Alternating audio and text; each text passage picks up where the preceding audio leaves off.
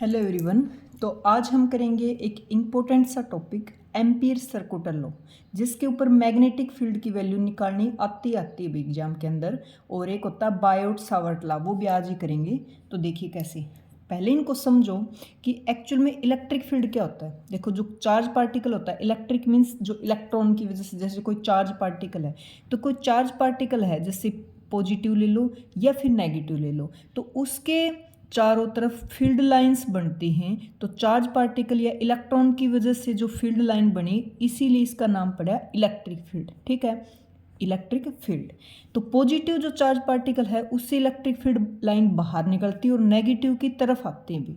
इसीलिए जब electric field आगे हम पढ़ेंगे ना भाई, motion charge particle electric field में, तो एक्चुअल में इलेक्ट्रिक फील्ड बनता कैसे, देखो पॉजिटिव चार्ज पार्टिकल है, बहुत सारे पॉजिटिव चार्ज पार्टिकल, और इधर नेगेटिव चार्ज पार्टिकल पॉजिटिव से जा रही हैं, पॉजिटिव से ऐसे जा रही हैं और नेगेटिव की तरफ जा रही हैं। तो इस तरह से ये क्या बन गया, एक इलेक्ट्रिक फील्ड, जिसको हम ई से रिप्रेजेंट करते हुए। ये डिसकॉन्टिन्यूस होता है, क्योंकि देखो यहाँ सिर्फ जाने का रास्ता, वापस आने का नहीं। कॉन्टिन्यूस क्या होता है, जो लगातार चले, तो यहाँ से जा रहे हैं, यहाँ से सिर्फ आ रहे हैं, तो डिसकॉन्टिन्यूस लाइन होती है कौन सी, इलेक्ट्रिक फील्ड। ठीक है, अब बात करें मैग्नेटिक फील्ड। तो मैग्नेटिक फील्ड क्या होता है, देखो कोई भी मैग्नेट है जिसके दो पोल होते हैं, नॉर्थ और साउथ। ठीक है, तो इसके चारों तरफ बाहर तो मैग्नेटिक फील्ड लाइन होती है नॉर्थ से साउथ की तरफ, डायरेक्शन होती है ऐसे, और अंदर होती है साउथ से नॉर्थ। तो एक कॉन्टिन्यूस लूप बनाया इन्होंने, बाहर तो नॉर्थ से साउथ जाएंगी और अंदर साउथ से नॉर्थ, ऐसे क्लोज लूप बना रही।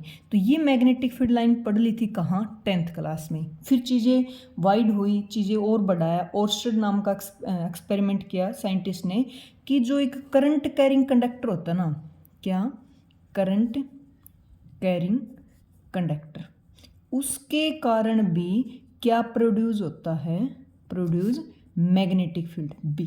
ठीक है, करंट कैरिंग कंडक्टर की वजह से भी मैग्नेटिक फील्ड प्रोड्यूस होता है। अकेले ये नहीं कि भी मैग्नेट है तो ही मैग्नेटिक फील्ड बनेगा। अगर करंट कैरिंग कंडक्टर, कोई कंडक्टर जिसके अंदर करंट है, तो उसके चारों तरफ क्या बनता है, मैग्नेटिक फील्ड बनता है। किसने किया था एक्सपेरिमेंट, ओर्स्टेड ने। ठीक है, अब बनता कैसे है, जैसे वायर में ऐसे करंट है, तो थंब है, इन डायरेक्शन ऑफ करंट लेंगे ऐसे, तो मैग्नेटिक फील्ड, ये मैं पहले बता चुकी, मैग्नेटिक फील्ड बनेगा इसके राउंड ऐसे और इस डायरेक्शन में बनेगा। अगर करंट के डायरेक्शन में नीचे की तरफ लूँ, तो अब की बार अंगूठे को नीचे करेंगे और ऐसे फिंगर को करेंगे, तो मैग्नेटिक फील्ड लाइन की डायरेक्शन होगी अब की बार ऐसे। ठीक है, इस तरह से यहाँ से हमें पता चला भाई किसी वायर में करंट है, इसका मतलब उसके चारों तरफ मैग्नेटिक फील्ड बना हुआ है, मैग्नेटिक फील्ड लाइन्स हैं। अब लाइन्स हैं तो सीधी सी बात है, अब जैसे एक मैग्नेट है, दूसरे मैग्नेट को पास लेके आओगे तो या तो अट्रैक्ट करेगी या रिपेल करेगी। लाइक पोल है तो रिपल्सन होगा, अनलाइक है तो अट्रैक्शन होगा। मतलब कहने का भाव ये फोर्स लगाती है कब, जब मैग्नेटिक फील्ड इकट्ठे होते हैं। तो कोई वायर है तो उसके चारों तरफ क्या है, मैग्नेटिक फील्ड, तो वहाँ भी क्या इंट्रोड्यूस होगा, फोर्स इंट्रोड्यूस होता है। ठीक है, एग्जाम में कई बार पूछा जाता है भाई, जो फोर्स होता है इलेक्ट्रिक फील्ड की वजह से चार्ज पार्टिकल के ऊपर, वो होता है F is equal to q E, किसी एंगल पे डिपेंड नहीं करता, ये तो होता है ई की वजह से। अगर बात करें मैग्नेटिक फील्ड की वजह से, तो वहाँ जो फोर्स लगता है वो होता है q v B sine theta, और साइन थीटा को क्रॉस प्रोडक्ट में खोलते हैं तो क्यू वी क्रॉस बी। ठीक है, वी और बी, ये जो थीटा है वो किस किस के बीच का एंगल है, वी और बी, वेलोसिटी किधर है और मैग्नेटिक फील्ड की डायरेक्शन किधर है। ठीक है, तो यहाँ एंगल है, अगर हो जाए थीटा 0 डिग्री, मतलब वी और बी, जिस डायरेक्शन में बी है उसी डायरेक्शन में पार्टिकल मूव करे, वेलोसिटी है, इसका मतलब देखो साइन 0 कितना होता है, 0, फोर्स लगेगा 0। यहाँ से क्या कंक्लूजन निकला,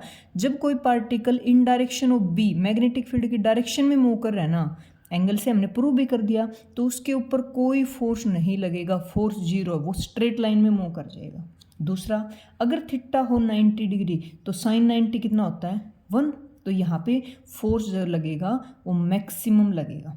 ठीक है, मैक्सिमम फोर्स लगेगा भाई। दूसरी बात, जो मैग्नेटिक फील्ड है, अगर वेलोसिटी परपेंडिकुलर है बी के, जैसे थीटा हमने 90 लिया, ठीक है, तो यहाँ पे मैक्सिमम फोर्स लगेगा, और यहाँ तो स्ट्रेट लाइन था मोशन, ये एग्जाम में आया हुआ है भाई, जब मैग्नेटिक फील्ड के डायरेक्शन में पार्टिकल चल रहा है तो कोई फोर्स नहीं लग रहा है, वो स्ट्रेट लाइन मोशन जा रहा है उसका। जब पार्टिकल मैग्नेटिक फील्ड के परपेंडिकुलर है तो कैसा पाथ होगा वहाँ पे, सर्कुलर, सर्कुलर मूव करवा देगा, किसको, पार्टिकल को। कौन मूव करवाएगा, मैग्नेटिक फील्ड। फोर्स कौन लगा रहा है, मैग्नेटिक फील्ड। की वजह से फोर्स लग रहा है। तो ये देखो मैंने थीटा 0 मतलब in direction of magnetic field perpendicular to magnetic field दोनों केस कर लिए भी। इसकी ओर आ जाओ, किसकी बात करें भाई, इलेक्ट्रिक फील्ड की। देखो इलेक्ट्रिक फील्ड की डायरेक्शन जिधर है फोर्स भी उधर ही लग रहा है, ठीक है। अगर पार्टिकल उसकी डायरेक्शन में जा रहा है तो फोर्स भी उधर ही लगेगा, मतलब पार्टिकल कैसे चलेगा, एक स्ट्रेट लाइन, ठीक है, स्ट्रेट लाइन चलेगा। बट बात करें परपेंडिकुलर की, मान लो ये इलेक्ट्रिक फील्ड है। इलेक्ट्रिक फील्ड मैंने बताया कैसे बनता है, एक साइड पॉजिटिव चार्ज होते हैं, एक साइड नेगेटिव। पॉजिटिव की तरफ आते हैं ना, नहीं पॉजिटिव से बाहर निकलते हैं, तो ऐसे होगा। ये मैंने बना दिया भाई इलेक्ट्रिक फील्ड ऐसे, ठीक है। अब देखो चार्ज पार्टिकल अगर इलेक्ट्रिक फील्ड की डायरेक्शन में मैंने इलेक्ट्रॉन रख दिया यहाँ, तो पॉजिटिव इसको क्या करेंगे, अट्रैक्ट करेंगे, तो सीधा जाएगा। तो एंगल जब 0 मैंने बता दिया ना, इन डायरेक्शन ऑफ इलेक्ट्रिक फील्ड जाएगा। बट अगर वो परपेंडिकुलर हो, मान लो चार्ज पार्टिकल को रख दिया इलेक्ट्रॉन को आपने यहाँ और इसको थ्रो कर दिया किसी वेलोसिटी से, इलेक्ट्रिक फील्ड में घुसा दिया। आया हुआ क्वेश्चन ये समझ लो ध्यान से, कोई चार्ज पार्टिकल है उसको इलेक्ट्रिक फील्ड के परपेंडिकुलर थ्रो कर दिया, क्योंकि इलेक्ट्रिक फील्ड की डायरेक्शन तो इधर है, हमने थ्रो किया इधर। तो ये क्या करेगा, देखो इसके अंदर एंटर करेगा, इलेक्ट्रॉन पे होता है नेगेटिव चार्ज, तो ये वाले पॉजिटिव इसको धीरे धीरे अट्रैक्ट करेंगे और ये वाले नेगेटिव इसको रिपेल करेंगे। तो इस सीधा न जाके थोड़ा थोड़ा बैंड होके ऐसे जाएगा भाई, जब वो 90 है, जब थीटा कितना हो 90 डिग्री। तो कैसा पाथ बनाया इसने, पैराबोलिक पाथ। चार चीज़ें सीख ली हमने, क्या, इलेक्ट्रिक फील्ड की डायरेक्शन में थीटा 0 तो स्ट्रेट, यहाँ भी स्ट्रेट। मैग्नेटिक फील्ड में परपेंडिकुलर तो सर्कुलर पाथ, और इलेक्ट्रिक फील्ड में परपेंडिकुलर है तो पैराबोलिक पाथ, ठीक है। ये चीज़ें पूछी हुई भी, इसलिए मैंने पहले ही करवाई है। अब आ जाओ अपनी टॉपिक पे, क्या, एम्पियर सर्कुटल लॉ। क्या दिया था भी इसने मैग्नेटिक फील्ड निकालने के लिए फॉर्मूला दिया था। क्या इसने क्या बताया था कि जो मैग्नेटिक फील्ड है वो प्रोड्यूस होता है, produce by a straight current carrying conductor. जिस कंडक्टर के पास करंट है तो वहाँ मैग्नेटिक फील्ड प्रोड्यूस होता है, एम्पियर ने बताया। फिर इसने एक मैथमेटिकल फॉर्मूला दिया था, क्या, बी डॉट डी एल होता है न्यू नॉट आई, और आई भी कौन सा, इनक्लोज करंट, जो उसके अंदर आए, बाहर वाले का कोई रोल नहीं है। इसने क्या बताया, magnetic field be around any close path, इस ये जो सर्कल लगा दिया ना, इसका मतलब होता है भी क्लोज। और कोसाइन कौन सा इंटीग्रल है ये, लाइन इंटीग्रल, क्योंकि एक बार है।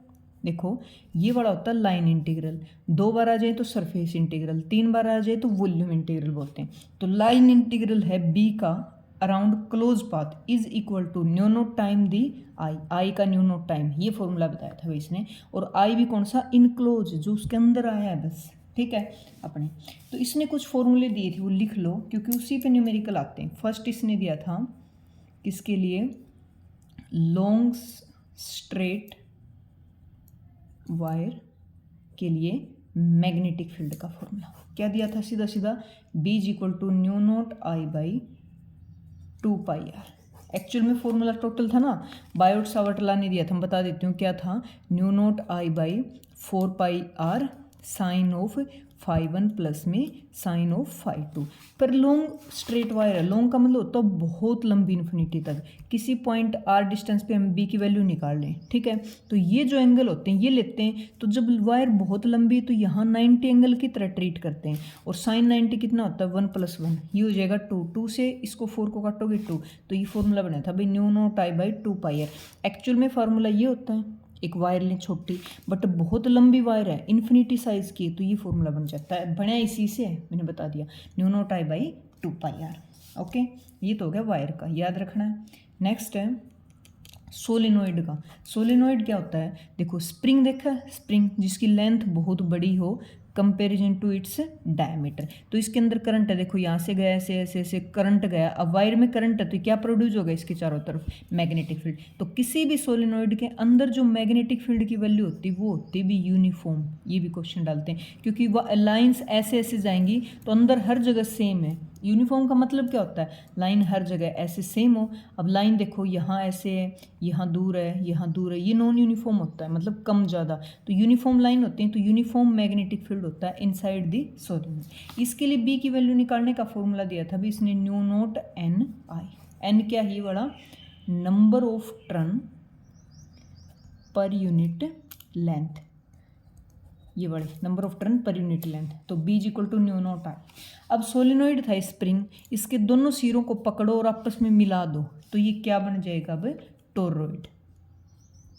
टोरॉइड बना था सोलेनोइड से, ये स्प्रिंग था, हमने दोनों सिरों को आपस में ऐसे कनेक्ट कर दिया, ठीक है, तो ये टोरॉइड बन गया भाई। तो इसका बी का फॉर्मूला होता है वो बिल्कुल ही इस वाले की तरह सेम होता है, क्योंकि सोलेनोइड से ही टोरॉइड बना है, बट यहाँ चेंज हो गया, ये क्या है अब, number of turn per unit length था ना, तो इसमें तो एल आएगी, इसकी लेंथ है, और इसमें जो स्मॉल एन है इसकी वैल्यू हो जाएगी कैपिटल एन बाई लेंथ कितनी है अब सर्कल की, 2πr होती है, तो इसका फॉर्मूला बन गया B is equal to mu naught N by N I by 2πr। बस इतना सा चेंज आ गया इसका, यहाँ लेंथ थी, अब सर्कल की लेंथ होती है 2πr, ठीक है, तो ये थे भी इंपॉर्टेंट फॉर्मूले। अच्छा ये क्या है, देखो न्यू नॉट बाई 4π की वैल्यू होती है 10⁻⁻⁷, तो जब इस पे क्वेश्चन आएगा तो न्यू नॉट की जगह क्या पुट करोगे, 4π इंटू में 10⁻⁻, ये याद रखनी भी ये वाली वैल्यू, ठीक है।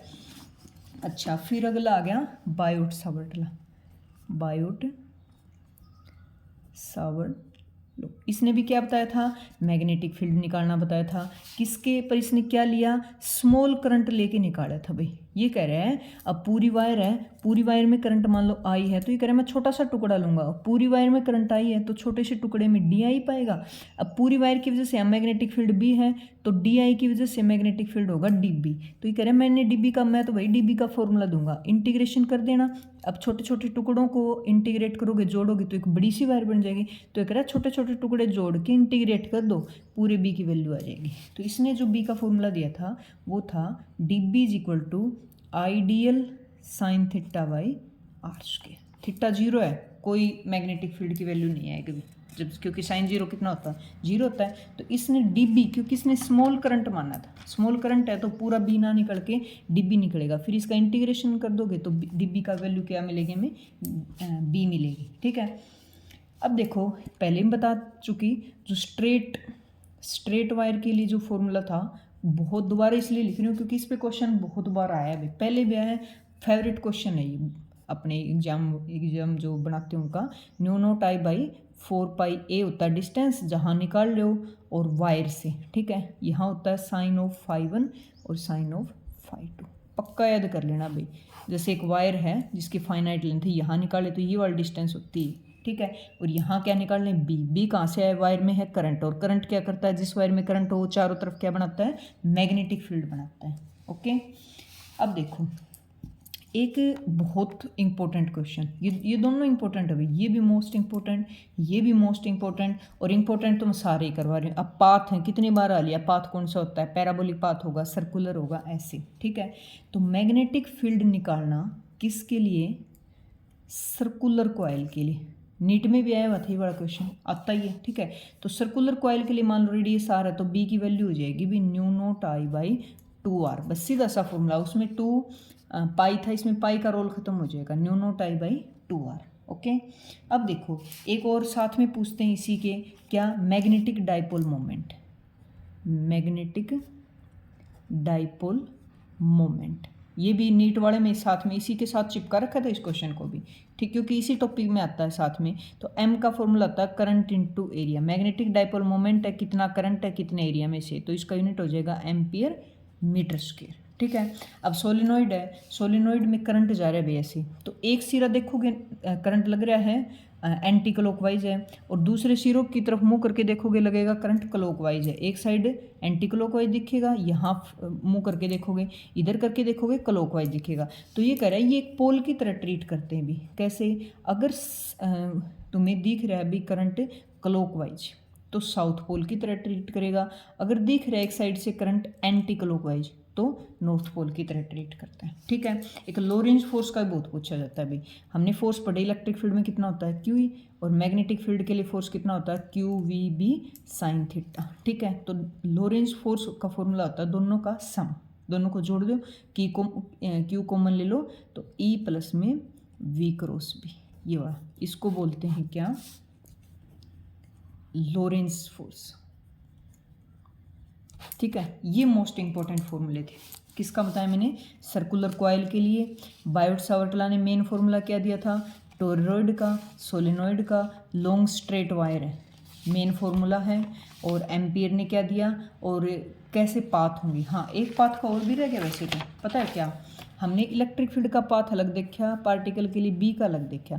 अगर ये परपेंडिकुलर कंबाइन हो जाए, मान लो इलेक्ट्रिक फील्ड इधर है और बी इधर है, अब पार्टिकल को यहाँ भेजा जाए तो इलेक्ट्रिक फील्ड की डायरेक्शन में है तो ये तो स्ट्रेट चलाएगा, उसको आगे की तरफ चलाएगा। और ये इसको क्या, ये वाला फोर्स परपेंडिकुलर हो गया, पार्टिकल किधर जा रहा है, इधर इसकी डायरेक्शन में, तो इसका काम है उसको स्ट्रेट चलाना और इसका काम है, ये दोनों तो परपेंडिकुलर होंगे ना, बी इधर है पार्टिकल इधर है, तो ये क्या करेगा, सर्कल चलाएगा। ठीक है, तो पार्टिकल कैसा पाथ बनाएगा, एक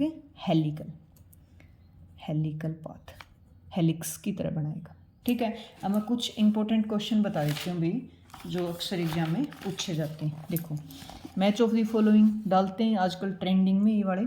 थोड़ी सी स्क्रीन को मैं बड़ा कर दूँ क्वेश्चंस पे, हाँ अब सही दिख रहा है। देखो, magnetic field due to toroid, toroid के लिए क्या था, वैसे तो न्यू नोट एन आई था, स्मॉल n, और स्मॉल n होता है number of turn per unit length, length कितनी होती है 2πr, तो ढूंढो ये रहा न्यू नोट एन आई और n है पर यूनिट लेंथ। ठीक है, magnetic field centre of the current carrying circular loop, circular loop के लिए क्या था, mu naught I by 2r, ये रहा। और magnetic field infinite long wire है भाई, तो इनफाइनाइट है तो 4π किस में आता है, पूरे फॉर्मूले में, पर आगे भी कुछ जुड़ा होता है इसमें, साइन एंगल। 2π कब बना था, जब उसकी वायर की लेंथ कितनी थी, इन्फिनिटी हो गई थी। ठीक है, तो एक क्वेश्चन तो ये था। एक क्वेश्चन ये बहुत बार आता है भाई, बता रही हूँ ना, इनका एग्जाम वालों का ये फेवरेट क्वेश्चन है भाई। देखो कैसे, find expression of magnetic field निकालना है हमें। सेंटर पे कॉयल जो है बेंड कर दी सुकेर की फॉर्म में, एक वायर होगी मान लो, उसको सुकेर बना दिया। ठीक है, और यहाँ पे मैग्नेटिक फील्ड की वैल्यू निकालनी है, जिसके अंदर करंट है, करंट आई चला हर वायर में है। तो देखो, चारों के लिए निकालोगे, एक अगर लें तो एक क्या है, सिर्फ एक सिंगल वायर है, सभी की लेंथ सेम है। अगर मैं एक वायर के लिए यहाँ कुछ जितनी भी दूरी दे रखी, डिस्टेंस मान लो पूरी डिस्टेंस 2a है ना, तो ये कितनी बनेगी a, एक वायर की वजह से यहाँ b की वैल्यू निकाल लूँ और 4 से मल्टीप्लाई कर दूँ तो सभी की आ जाएगा, क्योंकि इससे जो यहाँ निकालूंगी उतनी ये देगा वैल्यू, उतनी ये देगा, क्योंकि सेम डिस्टेंस है, सेम करंट है, इनकी लेंथ भी सेम है। तो फॉर्मूला क्या लगाओगे, new naught I by 4πa, और साइन एंगल होता है ना, एंगल देखो कितना पूरा 90 है, तो ये 45 बनेगा, सीधा फॉर्मूले में पुट कर दिया 45। अब 4 वायर है तो 4 से क्या कर दोगे, मल्टीप्लाई, सभी की वैल्यू रखो, साइन 45 1/√2 होता है, वैल्यू रखते हैं। ये तो मोस्ट इंपॉर्टेंट क्वेश्चन है, अभी देख लो कितनी बार रिपीट होता है, बहुत बार पहले भी आ चुके हैं। ठीक है, अब कुछ क्वेश्चंस को सिलेक्ट किए मैंने, दिखाती हूँ मैं, ये लगभग के हैं, स्क्रीन बड़ी होगी क्या, आ गया सारा है ना।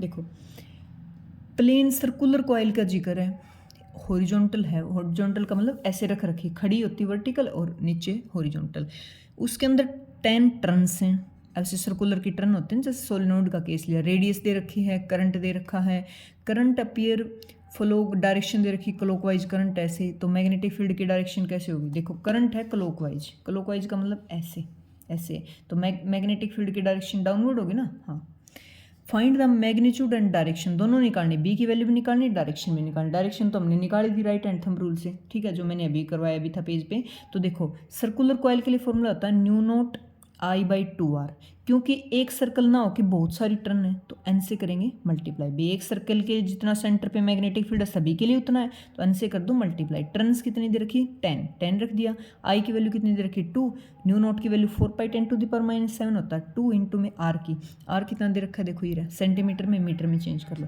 बस काटते हैं आंसर आ गया। अगला भी हाँ, इस तरह के बहुत घुमाते हैं भी एक बार, कैसे, इसने Bohr model of hydrogen atom, सबका दिमाग जाएगा, वो एटम न्यूक्लियस से आ गया ये तो क्वेश्चन। फिर आगे देखो किसने क्या बोला है, electron revolve around the nucleus, अब न्यूक्लियस के अराउंड इलेक्ट्रॉन क्या करते हैं, रिवॉल्व, और इलेक्ट्रॉन का मोशन क्या प्रोड्यूस करता है भाई, करंट, करंट क्या होता है, मोशन ऑफ इलेक्ट्रॉन, तो ये करंट का रिलेशन दे दी इसने, समझने की जरूरत है कि रेडियस दे दी, फ्रीक्वेंसी दे दी, मैग्नेटिक फील्ड निकालना है, तो ये मैग्नेटिक फील्ड वाला क्वेश्चन है, यहाँ जाना है आपको, ये नहीं कि एटम न्यूक्लियस पे पहुँच के ऊपर वाला बोर एटम देखते ही। देखो, करंट नहीं दे रखा, करंट का formula according to quantization of charge, कल ही करवाया था मैंने, क्या था, और वैसे करंट का फॉर्मूला क्या होता है, I=Q/T, ये बड़ा, और दूसरा होता है Q=NE, Q=NE, वहाँ से लिया ये बड़ा फॉर्मूला। ठीक है। जिसकी वैल्यू दोनों दे रखी है, करंट निकाल लिया, सीधा फॉर्मूले में पुट कर दिया, अभी पुट करते ही आंसर आ गया। ठीक है, एक क्वेश्चन और इसका इम्पोर्टेंट मैंने सिलेक्ट किया था, ये कहाँ मोड़ दिया मैंने पेज, अरे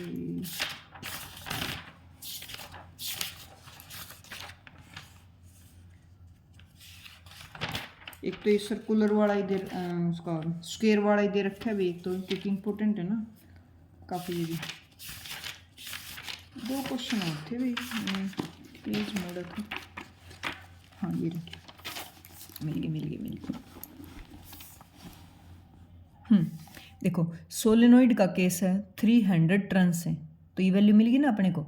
करंट दे रखा है, सोलेनोइड की लेंथ दे रखी है, रेडियस दे रखी है, मैग्नीट्यूड ऑफ मैग्नेटिक फील्ड। सीधी सी बात है, पहले जो चीज़ गिवन हो वो लिखा करो, फिर जो चीज़ निकालनी उसका फॉर्मूले पे जाया करो। फॉर्मूला है new naught n I, mu note की वैल्यू रखो, एन की वैल्यू दे रखी है, आई की दे रखी है, फॉर्मूला पुट करते आगे पे आंसर। ठीक है, स्टेटमेंट देख के घबराया मत करो, आसान तरीका यही है, पहले जो चीज़ गिवन है वो रखो, फिर फॉर्मूला लिखो, फिर देखो आपके पास सभी चीज़ें हैं या कोई निकालने की जरूरत है, कोई ऐसी चीज़ है जो निकालने की जरूरत पड़ेगी अपने को। सोलेनोइड का केस है, फिर से डाटा कुछ दे रखा है, देखो करंट दे रखा है, लेंथ दे रखी है, टर्न्स दे रखी है। ठीक है, तो नंबर ऑफ टर्न निकालने के लिए नहीं दे रखी इसने, तो निकाल लो क्या होता है नंबर ऑफ टर्न, ये निकालेंगे तो number of turn per unit length दोनों चीज़ दे रखी, तो ये आगे भी 1000। अच्छा, सीधा फॉर्मूला क्या होता है, B equal to mu naught n I, mu naught constant है, वैल्यू रख दी, एन की वैल्यू अपन ने निकाल ली और आई की वैल्यू दे रखी है, ये बड़ी ये दे रखी। ठीक है, सीधा आंसर आ गया। फॉर्मूले बेस्ड क्वेश्चन आते हैं, मैंने देखा अक्सर बच्चे एग्जाम में जब बैठते हैं तो बड़ी स्टेटमेंट को देख के वैसे ही घबरा जाते हैं, कॉन्फिडेंस पहले लूज हो जाता है कि ये क्वेश्चन हमसे नहीं होगा, पता नहीं क्या दे रखा है। अब जैसे मैंने बताया ना, उसमें घुमा दिया एटम न्यूक्लियाई दे के, जबकि एक्चुअल में वो किसका क्वेश्चन था, मैग्नेटिक फील्ड का था। तो चीज़ों को समझा करो, थोड़ा सा हैबिट बनाओ, प्रैक्टिस करो, थ्योरी पार्ट के साथ साथ MCQ लगाओ, बार बार अभ्यास करो। ठीक है, और शेयर जरूर करेंगे। और कुछ बच्चे ऐसे हैं भाई जो रेगुलर कमेंट्स करते हैं, उनसे मुझे मोटिवेशन मिलता है, कहीं ना कहीं मेरी लगन और बढ़ती है। तो जो भी देखे सभी कमेंट्स करके बताया करो, लाइक जरूर किया करो, ताकि मेरी लगन अच्छी बढ़ेगी तो उतना ही मैं अच्छा प्रेजेंट करूँगी, अच्छा लेके आऊँगी। Thank you.